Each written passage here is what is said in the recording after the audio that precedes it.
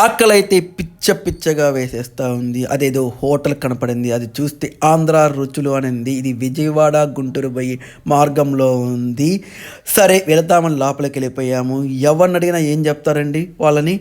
మా హోటల్లో టిఫిన్ అయితే అద్భుతంగా ఉంది, మహా అద్భుతంగా ఉంది, తిన్నారా మళ్ళీ వెతుక్కుంటూ ఇక్కడికి రావాలి అని అంటూనే ఉంటారు.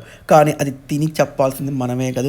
వీళ్ళ దగ్గర అయితే బోండా, వడ, మైసూరు బోండా, ఇడ్లీ, దోశ, మసాలా దోశ, కారం దోశ, నెయ్యి దోశ, ఆనియన్ దోశ రకరకాలుగా చెప్పారు. పూరి అని కూడా చెప్పారు. మేమైతే ఇడ్లీ తీసుకున్నాం. ఇడ్లీ అయితే పొగలు కక్కుతుంది. దానితోడు చట్నీ, కారం చట్నీ ఇచ్చాడు. అద్భుతంగా ఉంది. తింటుంటే నోట్లో వెన్నలా కరిగిపోతుంది. అన్నీ అయితే టేస్ట్ అయితే చేసాం. నేనైతే మటుకు అన్నీ తినాలనిపిస్తూనే ఉంది. ఎంత తిన్నా కానీ ఆకలి తీరటం లేదు. ఇంకా పోతుంది లోపలికి.